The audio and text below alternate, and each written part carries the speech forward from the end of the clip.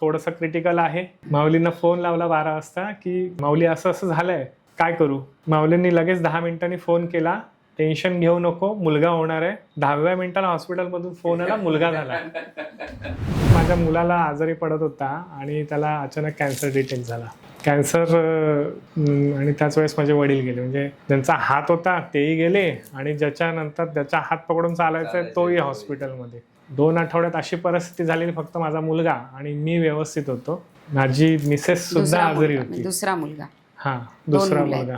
माझी मिसेस सुद्धा आजारी होती. आठवड्यानी मला वाटतं 15 दिवसांनी मी मॅडमकडे आलो. वडिलांचं सगळं उरकल्यानंतर सगळी परिस्थिती सांगितली. मॅडमनी फक्त गजानन महाराजांचं पुस्तक दिलं आणि म्हणाले, विश्वास ठेव माझ्यावरती आणि या महाराजांवरती आणि ह्यांचे अध्याय कंटिन्यू चालू कर. मी तेवढंच केलं. मी बाकी कुठेच गेलो नाही. माझा आज मुलगा 9वीला आहे आणि त्याला बघितल्यानंतर कोणी म्हणणार सुद्धा नाही की याला असं काही होतं. इतके मस्ती करतात म्हणून म्हटलं तुमचे हिरो 2 कुठे आहेत ते. कोरोनाच्या वेळेस तर असं लटपटलेलो मी, कारण आमच्या मॅडम ॲडमिट होत्या. श्रीमद भागवत आपल्याला कसं वाचवतं त्याचा मूर्तिमंत नमुना येते.